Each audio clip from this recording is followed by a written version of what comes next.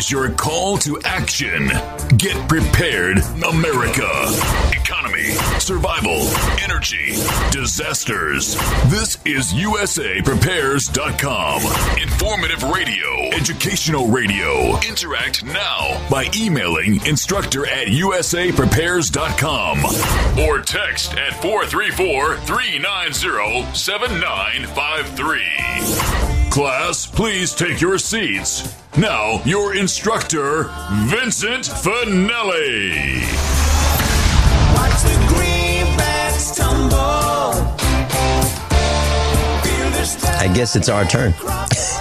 Everyone all set? Cocked? Locked? Blissed? Well, here we go. Your dial set correctly to USAPrepares.com.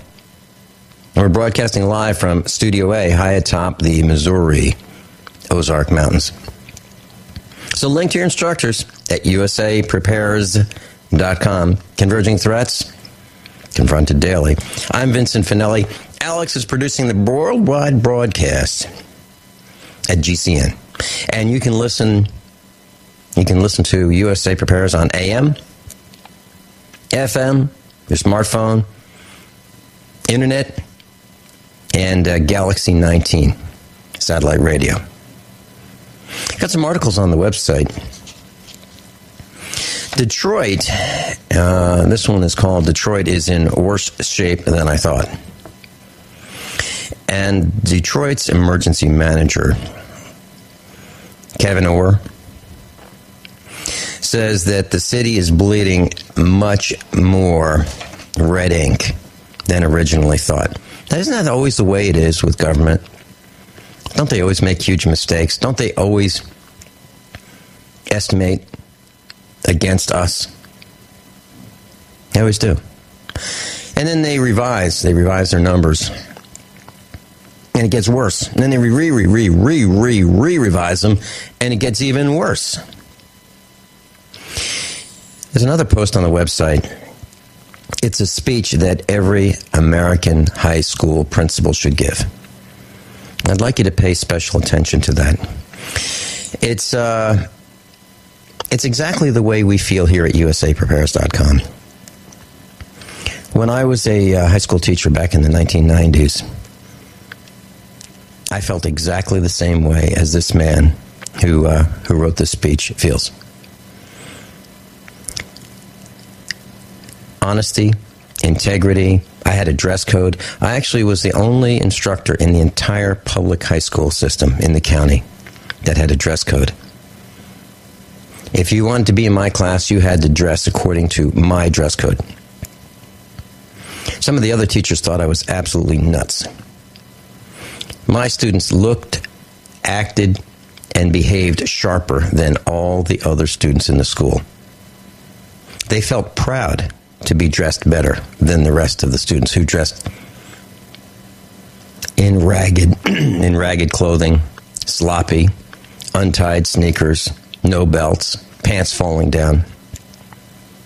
We can do it. We can restore America to some of our lost greatness. Buzz Aldrin trashes the Obama asteroid mission, and he says we should be making a trip to Mars, a manned Mars mission. And he thinks that mining asteroids is a diversion. And here's one that really bothers me. Nordstrom is using your smartphone to track you and your movements in their store. They say they want to serve you better, so they're tracking your movements through their stores. Now, USAPrepares.com was so outraged about a year ago, during Christmas, actually over a year ago. There were two malls, one in California and one in Virginia, and they set up this antenna array to track movements of customers. And they said, well, we're not tracking you. We're just tracking your phone, and we don't really know who you are, so it's just kind of like we're following movements. Well, that's all nonsense. They know exactly who you are because each telephone, each cell phone has a unique ID.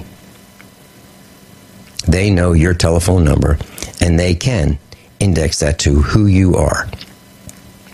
And they can see which door you walk in. They can see when you go to the restroom. They can see how much time you spend in Victoria's Secret and at what display you're watching. They can tell you what stores you go in. They can tell you if you're sitting down at the concession stand and if you're having a piece of pizza. They know your movements. They know when you entered. They know where you went. They can track your movements.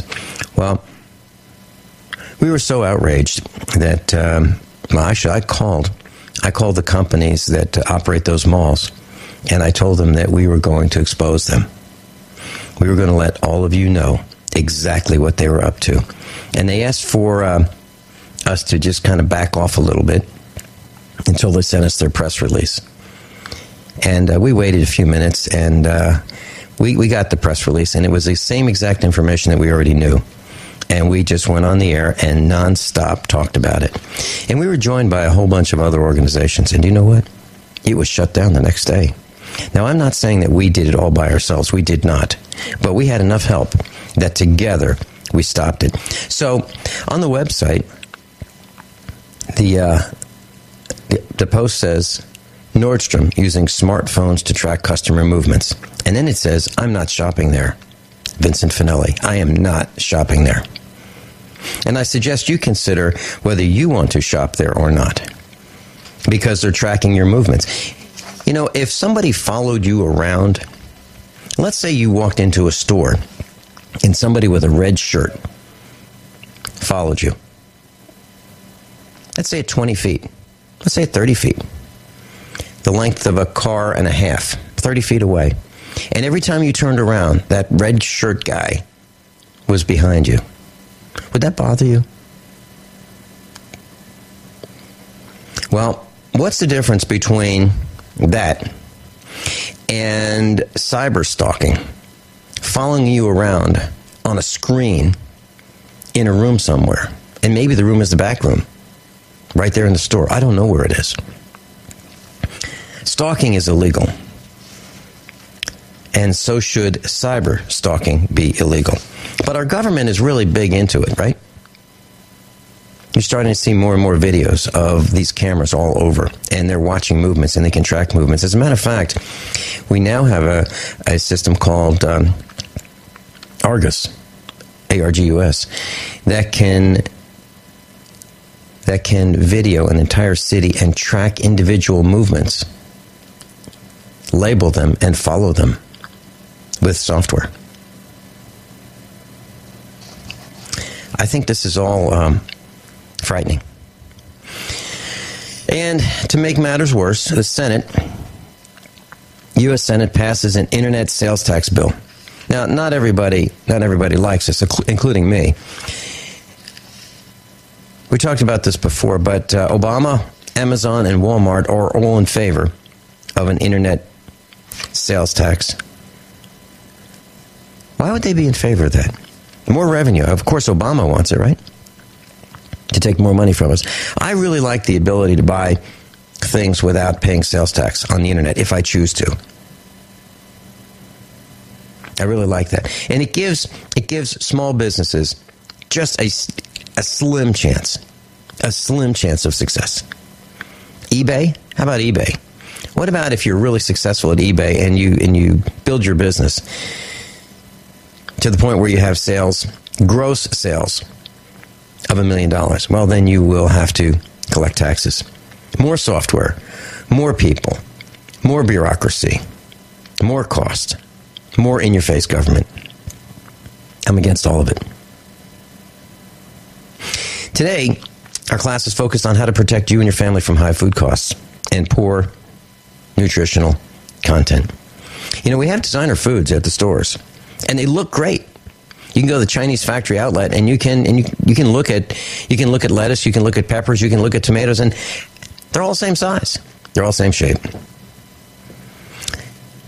No blemishes. They're designer fruits and vegetables and produce. Well, my garden doesn't quite grow like that. I have different size and shaped tomatoes. Some of them may have spots on them, some may not. Same with the peppers. But I know the nutritional content is better because I'm growing non-GMO. And today we're going to talk about that. Mike Knox is with us. We're going to talk about growing your garden with heirloom seeds. What to plant, why, what to do right now. We're going to help you save money. We're going to help you become more food independent. It all starts with your garden and seeds. Mike Knox, USAPrepares.com senior instructor. He's with me today, and we're taking your calls. 866-582-9933.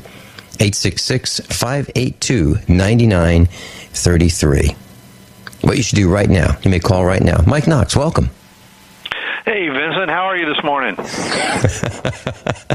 Well, Mike, you've seen me in action for years, right? And you know that I get annoyed over some of the things that are happening to us, like tracking us with our smartphones. It bothers me.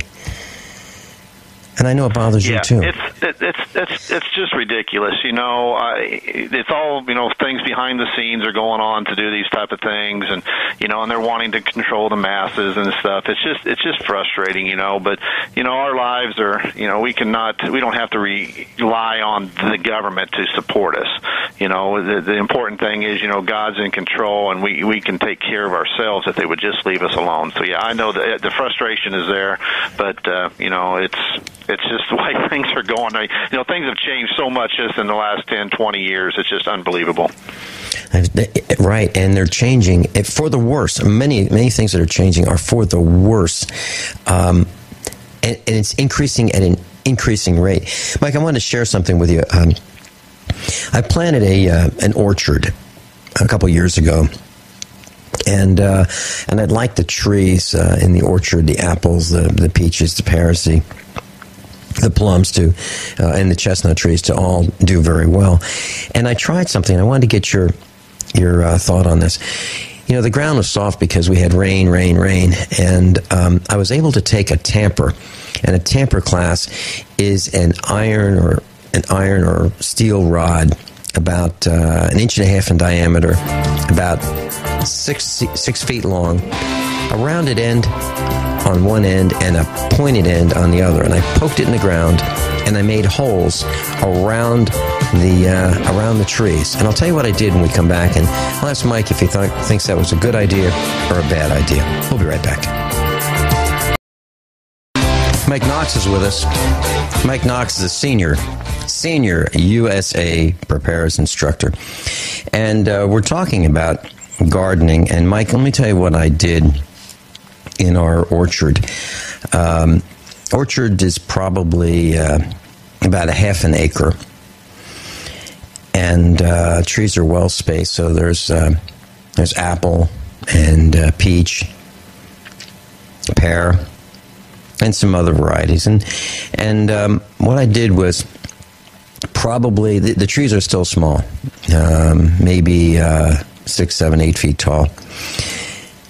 What I did was I poked with this tamper, this really heavy metal rod, I poked holes around the perimeter of the base of the tree, outside of the root ball, and maybe a foot or so deep, about an inch and a half in diameter. And I poured about a teaspoon of triple 13 fertilizer down each hole. Was that a good thing or a bad thing to do? Oh, I don't think anytime that you can get air to the roots, aerating them type of thing, or thought process, that's good. Anytime you can add fertilizer to a plant of any kind, you're increasing its health and viability to survive. The thing you have to worry about possibly is, how much fertilizer you put in and how potent it is. Because, you can over-fertilize things, but generally what you're describing, trees are a little bit more durable than like plants in the garden and those type of things. So yeah, I'd say you did a good thing. I know the key thing in all plant structure and gardens and all is the soil allowing air and water to easily get to the roots and nutrients. So if any way you can increase that, your success rate will definitely go up, I'm sure. Mike, when I was in Virginia, there was a church that I would drive by a lot. And there were 2 trees that were planted about 20 years prior. And one of them was huge. And these trees were maybe 100 feet apart. And they were planted in the drive circle that you would enter this large church. The one was really healthy and was vigorous and way bigger, like 3, 4, 5 times bigger than the other one. And one of the elders of the church said to me, yeah, we planted this one, in the right spot, and this one landed okay, and the other one obviously didn't. And that's absolutely true, isn't it? Yeah, it really does. Depends. It really, the soil and how the plants are taken care of and trees are done with, all the techniques that are out there. I think what the old rule of thumb is, however big the tree's branches go out, that's essentially how far the roots go out. So if you if your trees are in a situation they're surrounded by compacted soil or driveways or whatever that's less than the tree span, you may be damaging some of your potential there for that tree to survive better. Okay, so for some of us who have already planted, and I know what happens. It happens in everybody's mind. They look at the instructions that come with the tree or the bush or the plant, and it says how big to make the hole, and they go, you know what, this soil's really hard. It's really hard. So I know I can get away with a smaller hole. I know I can disturb less soil, loosen up less soil, because this is hard work digging this. Well, sure. Every time we do that, later on, a couple of years later, we go, you know what? Shouldn't have done that. I should have really followed the instructions or actually made the hole even bigger. Now, is it too, right? I mean, isn't that what we do? Now, is it too late if you have a tree in for a couple of years and you know that the size of the root ball is, maybe the size of a hula hoop at the most, would it make sense to dig up around outside of that hula hoop sized area and disturb the soil to make it easier for the roots to expand, or just forget it? Man, that's a good question. That would be a question to ask a nursery expert that deals with those trees. But my first gut reaction is, even though the tree is a couple years old, it's developed some root structures out into probably some of that soil. So anytime you're digging up, you might be doing some more damage than good. I think I would tend to do like maybe what you said, some type of aeration, spot aeration, and getting some more fertilizer to it if it's struggling. But yeah, once it's dug up, after it's established, you really don't. I don't think you want to mess around with it too much more. Okay, Mike Knox, whiteharvestseed.com. We're going to talk about gardening, planning, and your survival when we come back. This is USAPrepares.com. Class, I got an email that I'd like to share with you. It's really short. And it says, I'm at a restaurant in Springfield, that would be Springfield, Missouri, where I ordered a beer with my dinner. The waitress asked to see my driver's license. Apparently, Missouri law requires you to show a valid driver's license for such a request. This is the first time I've heard of this requirement. I'm 63 years old. I refuse this request. Daryl. That's the email. Boy, oh boy. That's things true, are out of control. I mean, obviously. Yeah, that's true. I had some family members work in a restaurant where they served alcohol, and it was required, no matter what the age of the patron was, they were required to ask, and if they didn't, they could lose their job. And I know some people that did lose their job because they didn't ask. Really? It's unbelievable. Yeah. I'll tell you, Mike, I'm at the point where social disobedience is now in my vocabulary, and I'm afraid that if a waitress asked me that, I can't think of the last time I had a beer with a meal at a restaurant. But if a waitress asked me for my ID, I would say, I'll tell you what, just keep the beer, just keep it. I know, it's ridiculous. Talking about how the governments are looking over our shoulder on everything. Have you heard about that new European proposed law for seeds and stuff? Mike, we need to talk about that. Please tell us what's on your mind.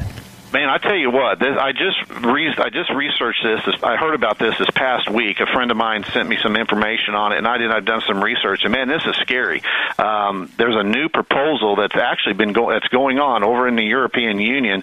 That this is the quote. It proposes, quote, that it will be illegal, quote, to grow, produce, or trade any vegetable seed that has not been, quote, tested, approved, and accepted by a new European Union bureaucracy, the EU Plant Variety Agency. And this is called the Plant Productive Cereal. Well, essentially what it's going to is that any gardener, commercial or home, that who grow their own plants from non-regulated seed, and they're going to decide seed is good, would be considered criminals or law. And on top of that, you have to register what seed you're planting, and then you have to pay a fee to plant your own garden. So, I mean, and this is a proposal, but it looks like it's going to go through over in Europe. So, sooner or later it's going to show up here. That's just ridiculous. Mike, I've said this before. I have a friend who lives in London, and he lives in a house that's was worth $250,000. It was considered a big home, but it really isn't, not by our standards. And he's a hardworking guy, and he thinks that it's great that they have royalty over there, and he's certainly willing to support them. And I consider them parasites, but he thinks that having royalty and the Queen and parades and all that stuff is that's really, really valuable. I think it's nonsense. When you talk about the United Kingdom, what I've seen is the test is there. They do the test there. They do the test for cameras there, and they go, hey. Yeah, this is working great. Very little complaints, and we're selling it to help people think that we're keeping them safe. So we have cameras for safety. It's not cameras for safety. It's cameras for spying, right. And so that the royalty, if you will, the government can watch from afar what's going on from the safety of wherever they happen to be, which could be a mile away, it could be in a bunker, it could be 10 miles away, it could be 100 miles away. But they can watch from a safe point where no one knows where they are. They can watch what's going on. And they think it's okay over there.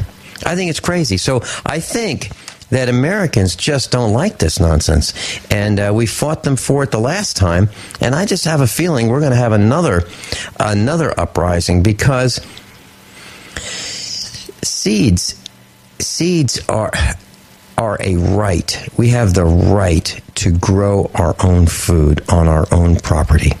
And I'll tell you, if it happens over here at my farm and people come here and try to tell me what you've just said that they're telling them over there, we will make the news.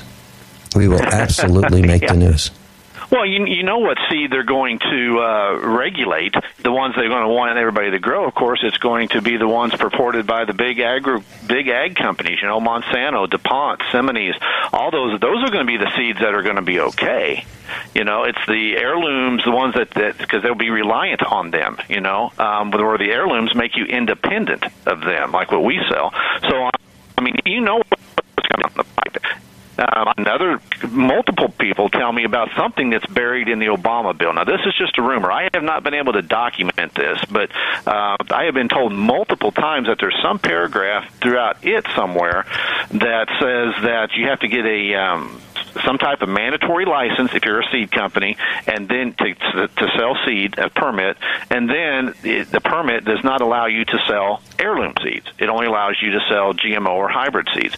And like I said, I have not documented this, so this is just rumor from what I've been able to find. But if that's true, that you cannot, grow or sell heirloom seeds, my gosh, I mean, where does it stop? I mean, it's just going to be continual, more and more control of the government and less by the people that to supply their own needs. And like you said, somewhere along the line, people are going to say, enough is enough.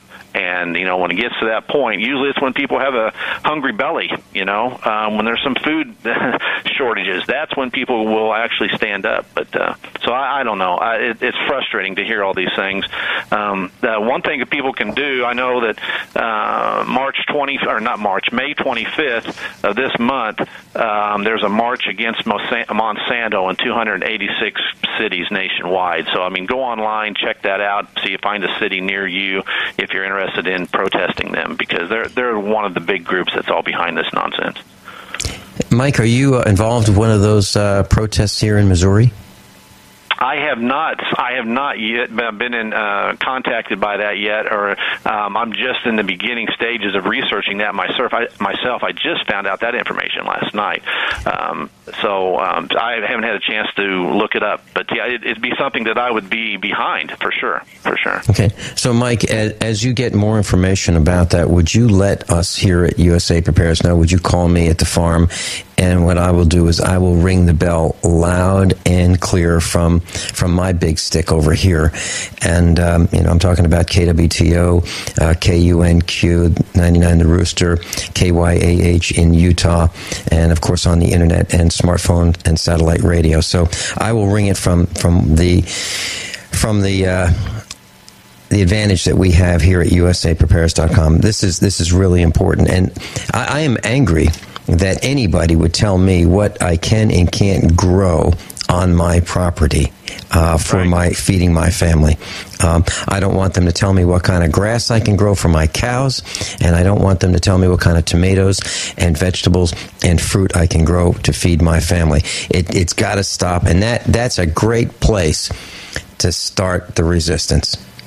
And as a matter of fact, yesterday, did you meet Jeffrey Maddox at one of the meetups that we had where he talked about bees? He's Ozark Beekeepers Association. Have you met with him? Do you know who he is? I don't think I've met him at the meetups. I've talked to their organization, some other people in their organization at some of the expos. So okay. But I know of him. Mm-hmm. Yeah, he's been to our expos, the Get Prepared Expo. By the way, the next expo is July 20 and 21, class. July 20 and 21 at the Lebanon Cowan Civic Center here in Missouri. Well, he's going to be there. And we were talking about bees, and, there's an ordinance against raising bees in Springfield, Missouri. And, Mike, I don't know about you, but I have never had a bee attack me for no reason. It's because I did something. I either stepped on their hive or I bothered them. But it wasn't because, they don't want to attack you. They just want to be left alone, just like we do. And that's what you said, and that was the theme of our meetup on Monday. Just leave us alone.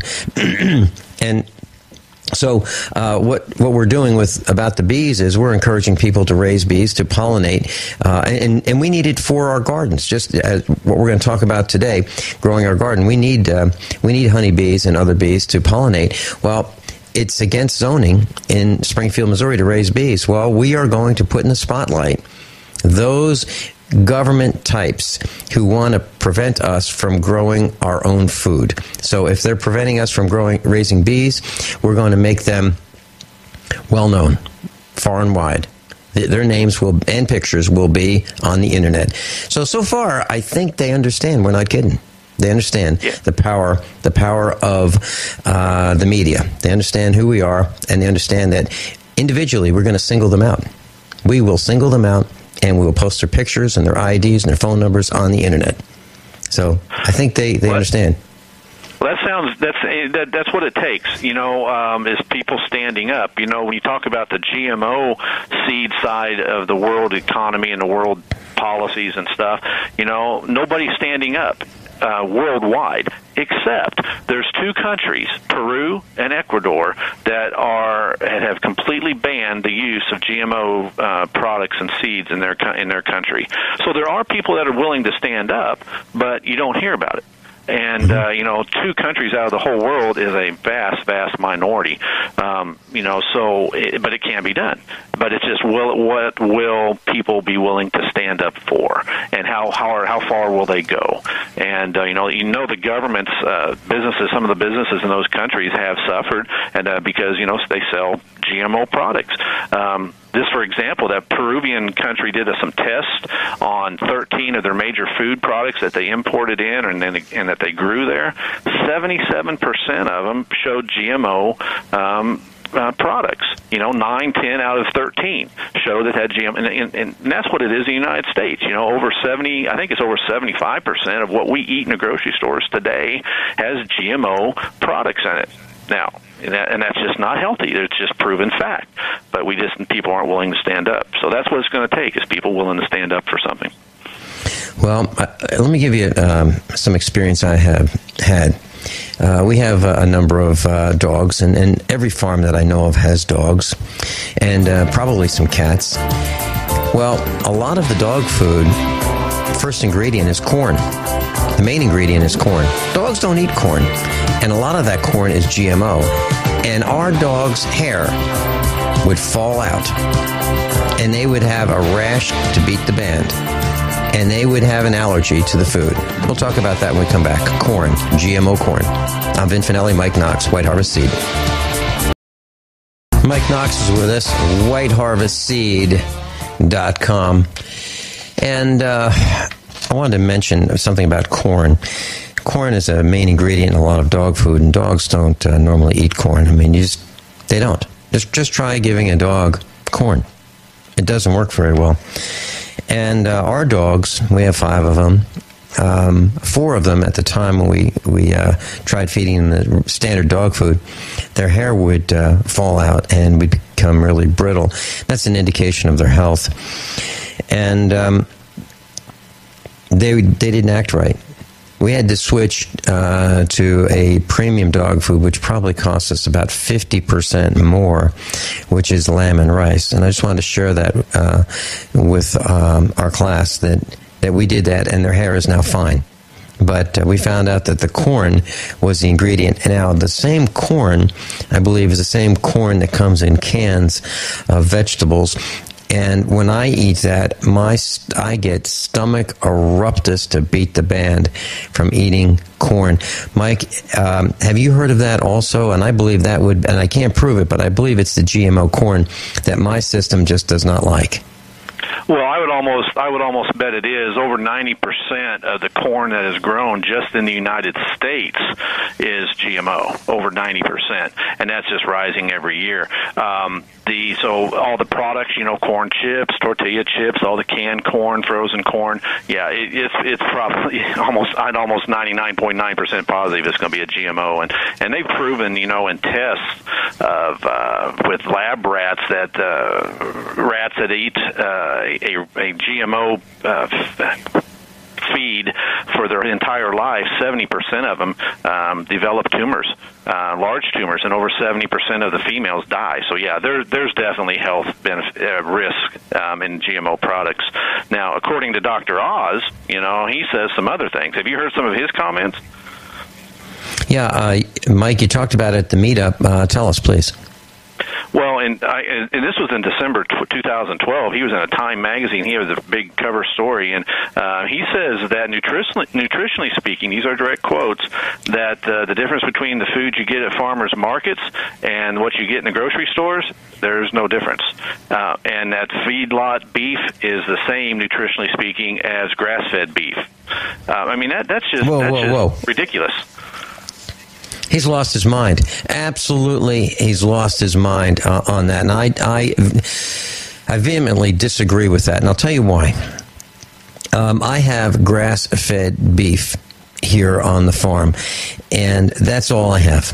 We have about 100 head of Black Angus, and they are healthy, but they are not plump and round and fat as compared with some of our neighbors who inject growth hormones in their cows. So if you look at their cows are obese compared to our cows. And we had a calf who was injured and had a broken shoulder. And I don't know if it was one of those, contests that the cows have with each other to see who is the top cow. It could have been that. It could have been the cow slipped and fell. It could have been a number of reasons why this calf's had a broken shoulder, but we couldn't fix it. So we had to put the cow down.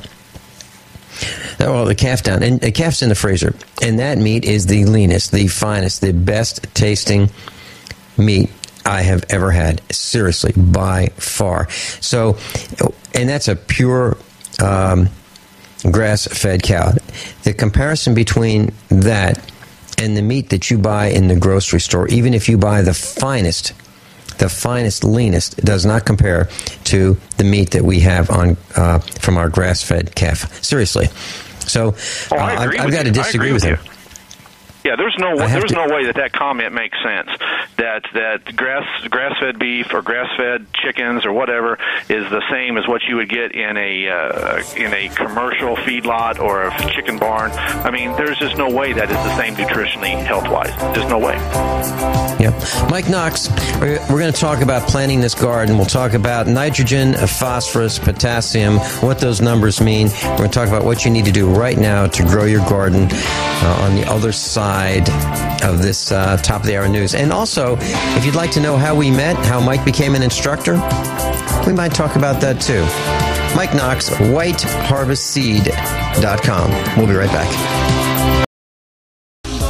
Everyone all set for hour number 2 of USAPrepares.com? I just got off the phone with Rick Kaler of Rick's Satellite, and he's going to be on the air with us May 22nd at 3 o'clock. We're going to talk about satellite communications and how you can receive satellite broadcasts at your home. The same way I'm installing a small satellite dish here at the farm. I'm in the process of installing it. I've done everything except for the dish. The dish was shipped separately. So I guess within a day or two I'll have the dish. I'll have it aimed, and we'll be receiving satellite communications. Radio.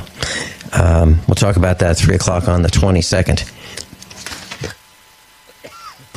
Mike Knox is with us. WhiteHarvestSeed.com. Mike Knox and I have been talking about gardening, and we've been talking about GMO seeds, and we've been talking about some of the problems that we have facing us, including the proposed rules and regulations and taxes and licenses that are coming our way regarding selling seeds. And I think it's unbelievable, and I think it's serious. And that may be the line that the government crosses that causes us to say, that's it. That's it. That's the last stunt you guys pull. I'm not advocating it. I'm just saying that might be it. Mike, why don't we share how you and I got together? What do you think? Sure. That's an interesting story. We started our business about 3 years ago as our own business. We worked in the seed business multiple years before that, but we decided we wanted to do it a better way to say it, do it a way that people would be benefited and taken care of and given a good product. And you called me one day and said, "Hey, I'm Vincent Finelli, and I'm getting putting a expo together, and I'd like to get some seed from you for me and my friends, my other instructors, and can you help me out? And I need you to tell me how much I need and what I need, and pick me out some good ones." So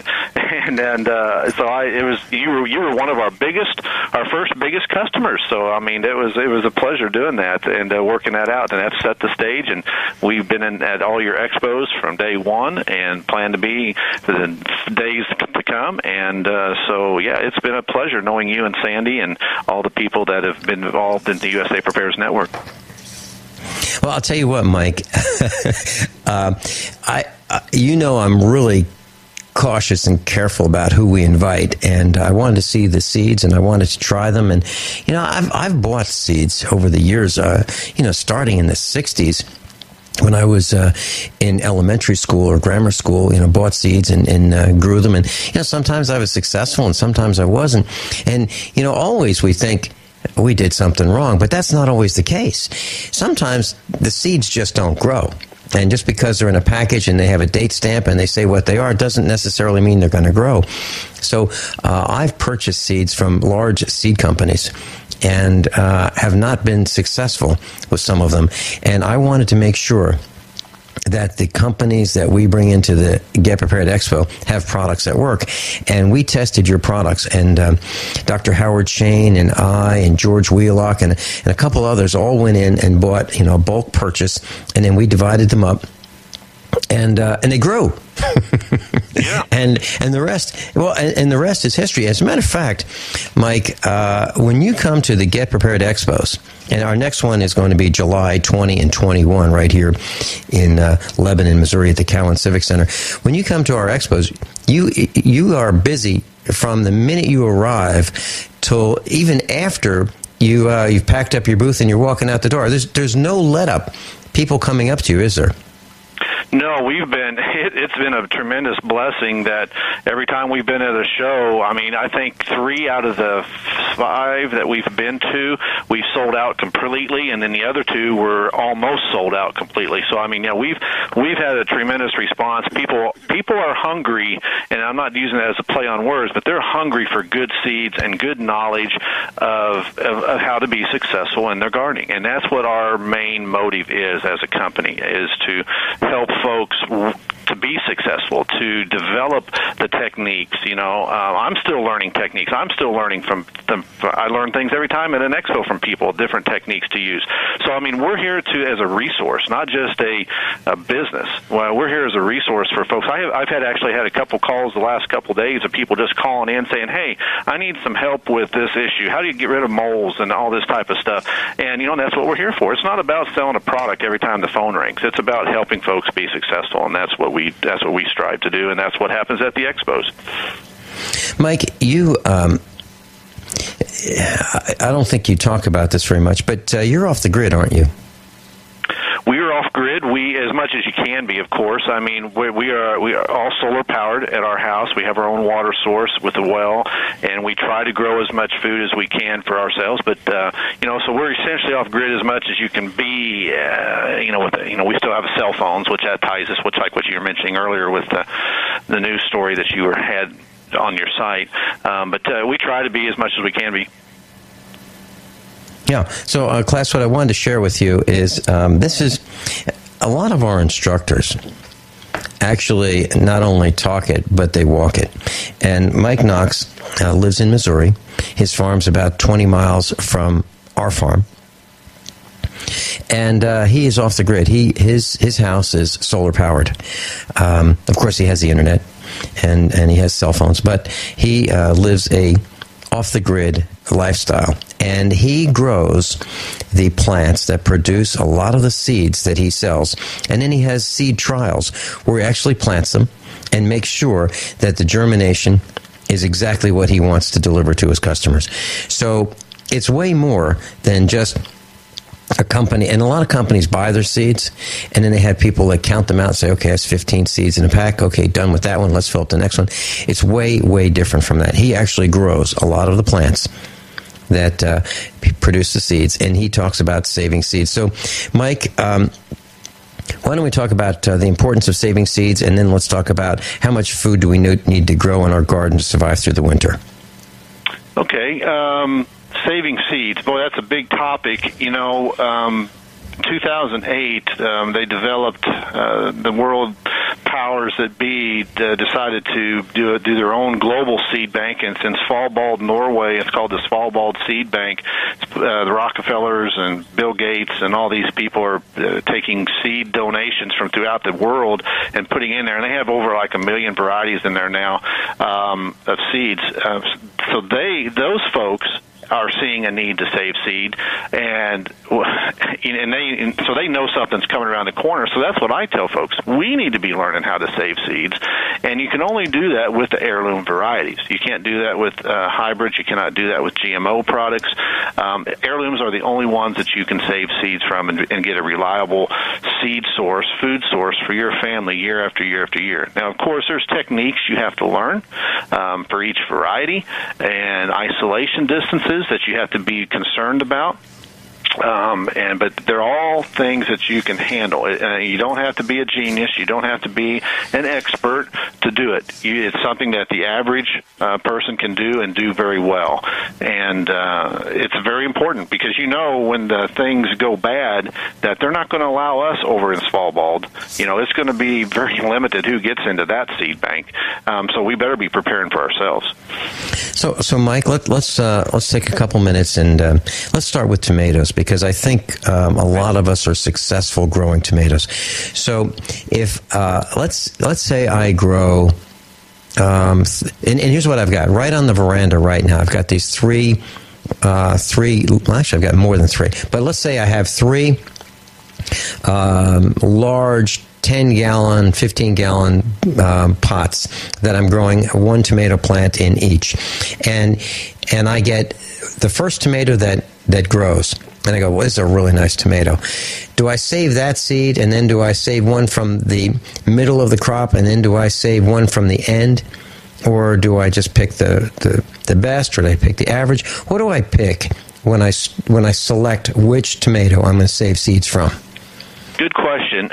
You always want to try to select your most best, if that makes sense. The ones that are the most healthy, they'll look the best. They're probably the bigger, and so that's generally the first thing you look for. In the other case, with your situation with what you described, you'd have to. It would have to depend on, are they all three tomatoes the same variety, or are they all different varieties? And if they're different varieties, then you're going to have to worry about some isolation distances between them and preventing cross-pollination from one tomato to another. Even though tomatoes are considered self-pollinating, there is a slight possibility that the bees, insects, will get in there and pollinate in that process and do some crossing. So tomatoes need to be separated by usually a minimum of 25 to 50 feet from the ones you're going to save from any other tomatoes of different varieties. So that's the first thing.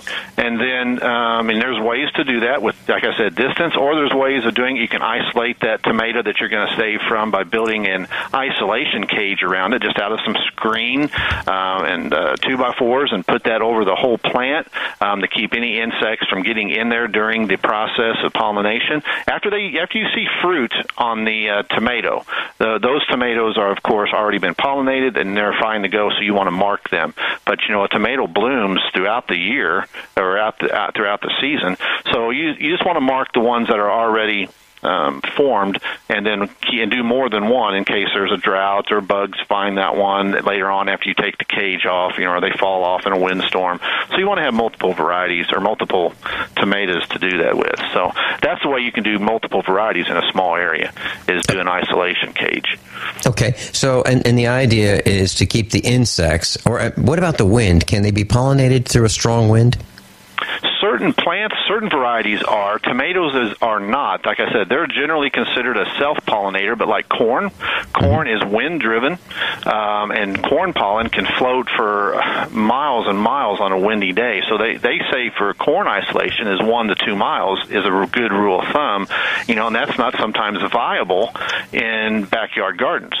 Right. So you have to do some other things of, make sure you plant at a different time so that your corn doesn't come due at the same time that the neighbor's corn does, and so each plant has its own pollination process. Mike, let's talk about saving the seeds when we come back, and then how many plants we need to have to feed our family. We'll be right back. Mike Knox, whiteharvestseed.com. Mike Knox, whiteharvestseed.com. That's where I buy my seeds. I really do. And I have for years, and I've got seeds growing right now in plants. We started the plants, and they are about ready to be transplanted into a larger bucket. Mike, saving seeds. Now, some people might say, well, I've got a great tomato here. I'll just scoop out some seeds. I'll put them on a white paper towel, put them in the sun, dry them out, and I'm good to go. Yes or no? Boy, no, I definitely say no. Here's the rough technique for that, and it's fairly simple. Just get that tomato when it's ripe, fully ripe, not when it's still partially green. You want a fully ripe tomato, and cut it in half, kind of like at the equator line, if you think of the world, and scoop out and pop that in half, and then scrape out all the jelly-like stuff, where all the seed cavities, where the seed and the little jelly stuff is, and scrape that into a bowl with some water and stir that up and let that set in a warm area, not direct sunlight, but in a warm area. It can be on your porch as long as it's covered, and let that sit out there and stir it for 3 days, and stir it every day, once a day. And over that time frame, you'll see that start forming the most nasty scummy looking stuff on top, and every time you stir it, there'll be some seeds that fall to the bottom and some that float. At the end of the 3 days, you just scrape all the stuff that's floating off and throw it away. Every seed that's sunk is your good seed, and then you take it out and dry it on a pie pan or a plate or whatever. I usually don't do it on paper because the seeds end up sticking to the paper, then you have the paper on it all the time. But then let it dry, and then put it in a cool, dry, and dark environment, not freezing. I don't recommend freezing or vacuum packing, and then you're ready to go for that year. And really, in reality, you only need 1 or 2 tomatoes for the most part, because you'll get tons of seed off just those 2 tomatoes. Mike, Mike, I just want to make sure that everybody understands that is not what a lot of people do. So here's the plan, class. Now, I suggest that if you're going to use city water, you get that city water out of your faucet a couple days in advance, and you put it in a wide-mouth jar, and you aerate it to get the chlorine to volatilize out of the water, okay? Because you don't want to put chlorine in your tomato seeds. Okay, so for a couple days, you've got the water that you're going to use. You put it in a wide-mouth jar. You stir it around a couple times a day, or even put the water in the sun to help it volatilize, get that chlorine out of the water. Then you scrape out the gelatinous material from your tomato, and you add it to the water. Keep it in a warm area, and I think, Mike, you said out of the sun, right? Correct. I learned that from experience. Yeah, it's out. Yep, you don't out want of the sun. Right, out of the sun. Just keep it warm. That could be on top of your refrigerator, class. And then you stir it around for a couple times a day, I guess. And then after about 3 days, the seeds that fall to the bottom, those are the ones that you want to save. Take them out, put them on a pie tin, and let them dry out in a warm place and out of the sun again. Right, Mike? That is correct, and essentially what you're doing, you're fermenting off the jelly coating off those seeds, because that jelly coating actually is a preventive germinator. It keeps the seed from germinating. So that's what you're doing by the fermentation process. You're burning that off so that the seed is then clean. And you do that for cucumbers too. The same method for cucumbers is the same way. A ripe cucumber, then you do that jelly, and then let it set for a few days. How about watermelon, Mike?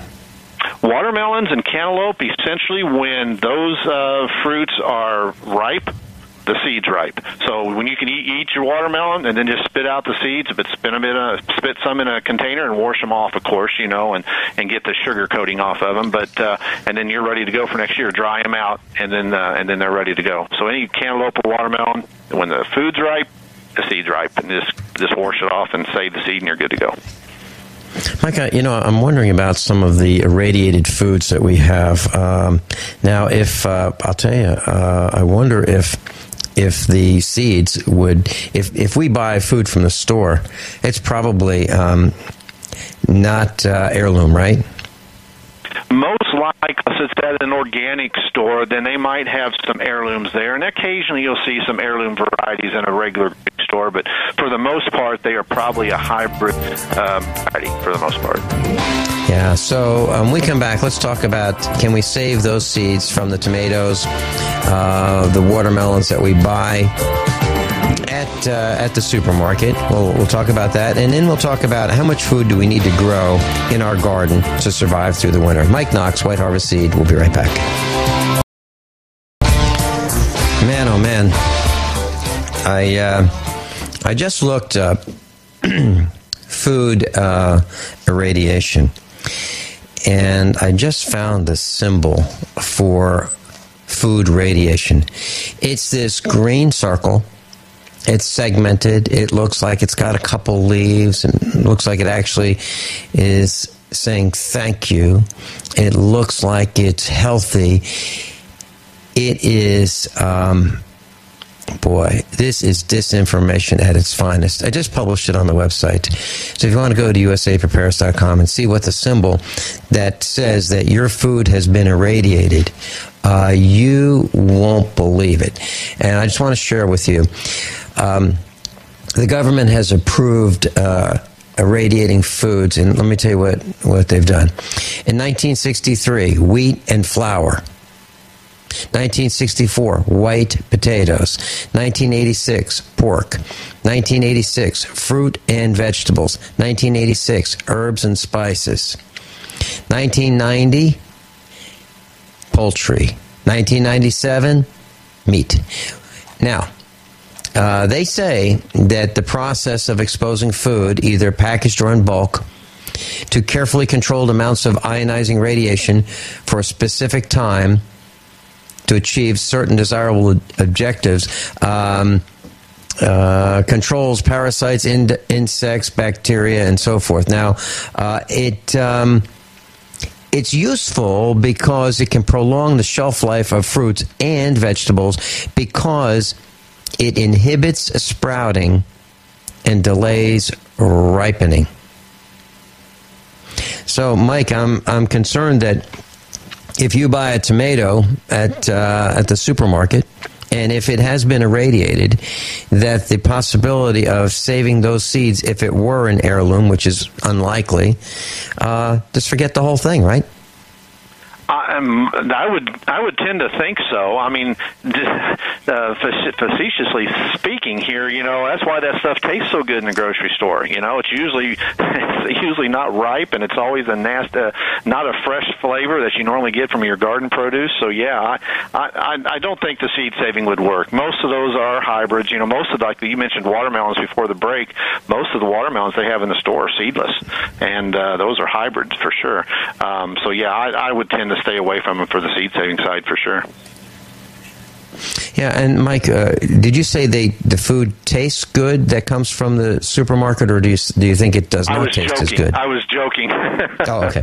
Yeah, I was joking. It's totally not. We just had a wedding this past weekend. My daughter just got married, and we had to buy a bunch of fruit from a grocery store for the reception and stuff. And the majority of the stuff that I ate, it was green. I mean, it was not ripe. It wasn't fresh. It was fresh, but it wasn't sweet. Strawberries were tart. The melons that we had were hard, and so yeah. So if they had been radiated, if that's part of the process, yeah, it may make them keep longer, but it sure didn't help the taste of it. We covered it with chocolate. That maybe helped it a little bit.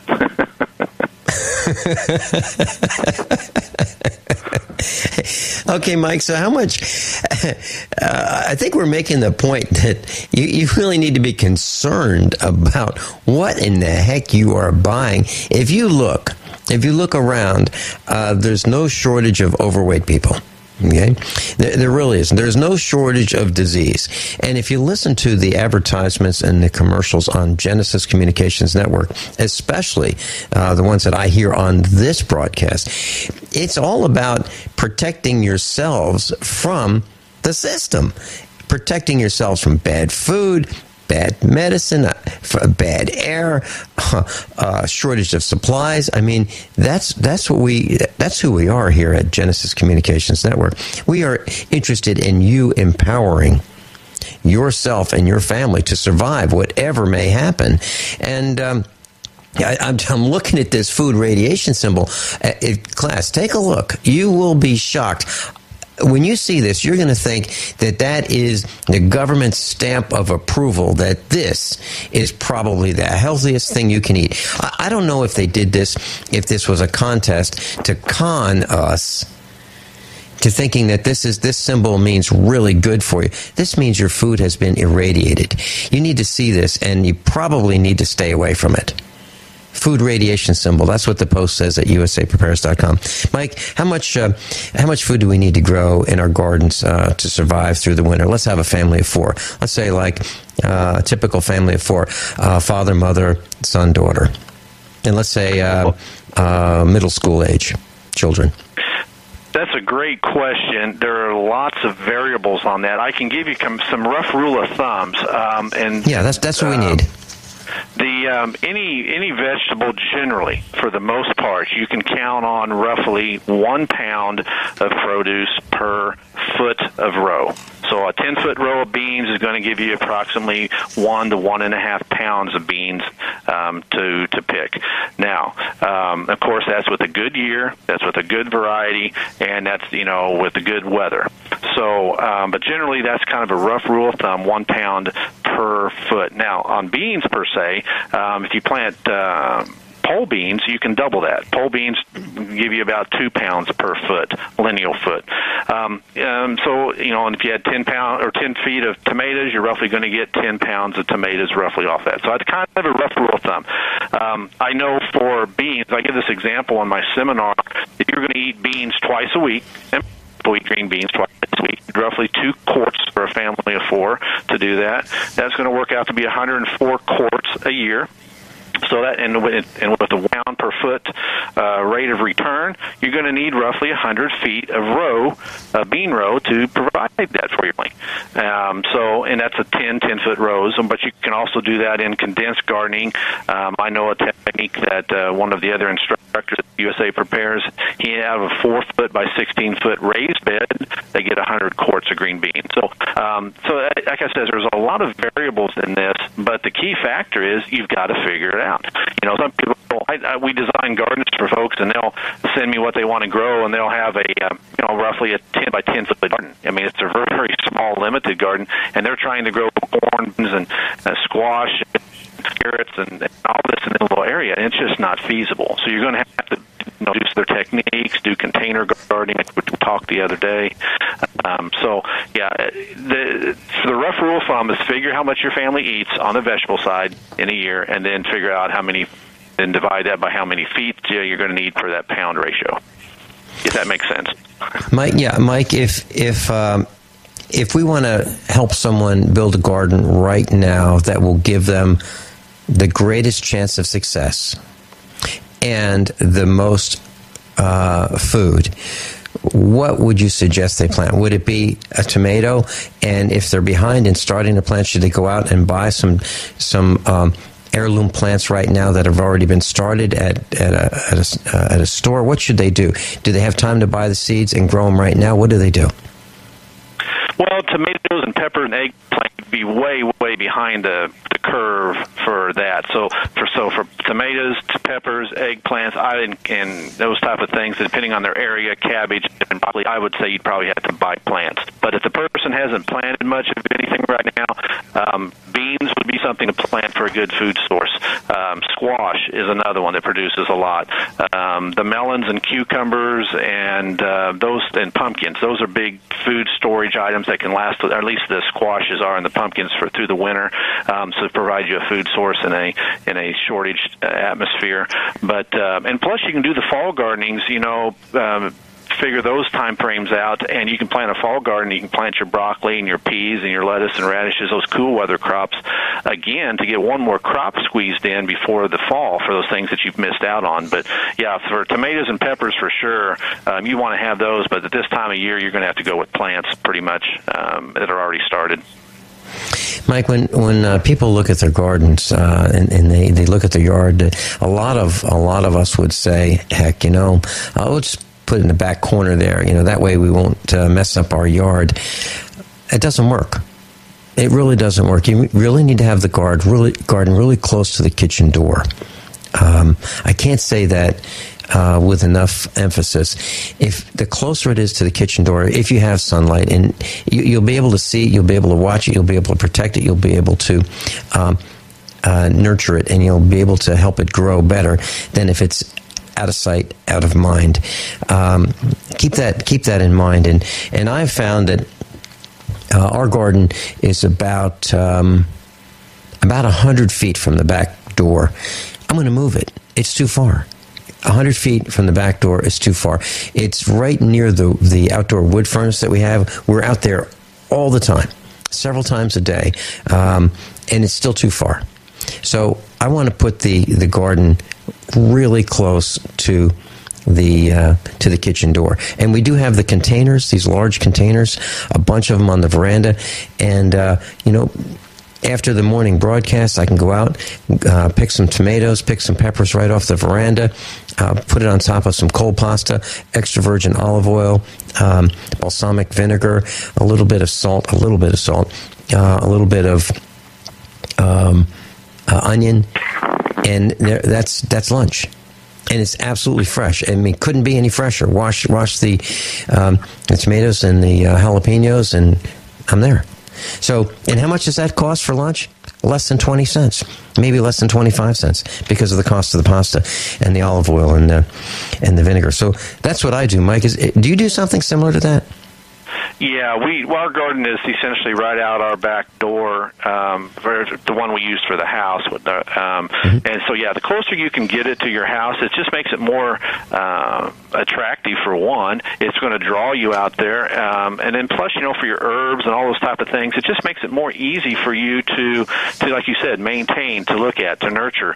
And, there's nothing worse than seeing a garden right outside your window that's all weed filled and everything. So, I mean, it puts that incentive in you to want to get out there and maintain it and take care of it. And so, yeah, the closer it is, the much more easier it is. And gardening is hard work. I mean, just be honest. Gardening is hard work, but the results of it is what the benefit is, what's the truly enjoyable part, and makes it all worth it. So, yeah, I definitely make it close to your house if it's all possible. There's a lot of techniques, a lot of things out there, tower gardens and container gardening right on the back porch, windowsill for herbs and stuff. So, yeah, there's a lot of stuff that you can do for that.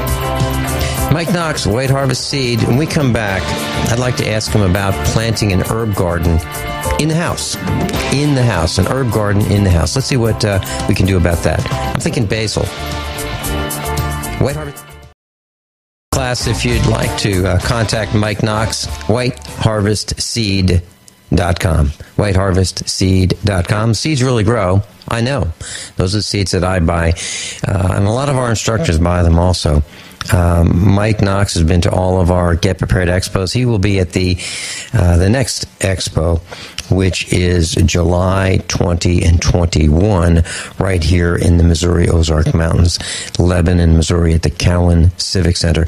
And he'll be presenting seminars and teaching you about how to make your garden grow. And he'll be able to answer all of your questions in person. And he'll be at the Survival Banquet Dinner as well. So Mike Knox, Knocks, White Harvest Seed. Mike, is it okay if I give out your phone number? Sure, no problem. Okay. All right, 866-424-3185. 866-424-3185. 866-424-3185. And class, if Mike sells seed kits, he also sells seeds individually. So I asked him to select what seeds he thought would really grow for us, for the instructors. He did. And maybe you can ask him to do the same for you. And it absolutely works. So that's how I did it years ago. It worked. And his seeds grow. Mike, growing a garden, an herb garden inside, what do you think? It would take if you had a greenhouse or if you had an enclosed room that maybe had some really, really good hours of light, maybe. Mm-hmm. I know some of the herbs do require lots of light and like the heat and like some of the mm-hmm. warmer temperatures. So that would be the only issue. I know there's some things you could grow inside, but like basil, you mentioned basil, that's probably going to need to be outside or at least getting at least 6 to 8 hours of sunlight worth a day. So, but I know just make a small section up. You don't have to have a whole lot of plants of herbs per se. Because they're so prolific. I know a basil plant, man. You plant one basil plant and it gets 2 feet tall and 2 feet diameter, and you get a lot of use out of just one plant. So you can get by with a lot of things in a smaller container or smaller area. But I would probably lean against it for the most part, unless you just have a greenhouse attached to your garden. Okay. And Mike, can you tell us about NPK NPK. And when we buy fertilizer, we're going to get our fertilizer locally. Can you tell us what NPK means and what we need to know about it? Well, that essentially is the symbols for nitrogen, phosphorus, and potassium. Nitrogen, of course, is the N, the P is phosphorus, and the K is potassium. All three of those are your big three elements that you need for plants to do well. Nitrogen is what it needs to make amino acids, which provides the proteins, which helps it to recover and to grow all the way around. Phosphorus is needed for the photosynthesis side, converting the energy to make the buds and the flowers and the fruits, and then the potassium is needed for just overall general health of the plant to grow, and how it survives droughts and those type of things. So yeah, those are the big three. Now the thing that most people don't realize is you need the trace elements too. You need the calcium, you need the manganese, you need the boron, you need the copper. So get a fertilizer element that you can trust to get those things from, like sea minerals, algae sprays, fish emulsion sprays. All those things are definites to promote overall general health, and you will notice a difference in health and taste if you get those trace elements in there. You're absolutely right, Mike. In Virginia, there was a fertilizer company, and they had two plants, one on each side of the front door, and one was with fertilizer, triple 19, with trace elements and micronutrients, as they called it, and the other was without. And the one with, the plants were really vigorous, really prolific. The difference was astounding. The cost was literally probably less than $1 a bag different. So yeah, Mike Knox is absolutely right. You do want the trace elements. You do want the calcium, the manganese, the boron, even sulfur. I'm Vin Finelli. This is USAPrepares.com White Harvest Seed. You can call Mike right now, 866-424-3185. Link on the website, page 1 under instructors. Mike Knox, Senior USAPrepares.com instructor. I'm Vincent Finelli. Class, above all, honesty and integrity. What happens next is up to you. And please consider sharing this broadcast. The podcasts are free with your friends and neighbors.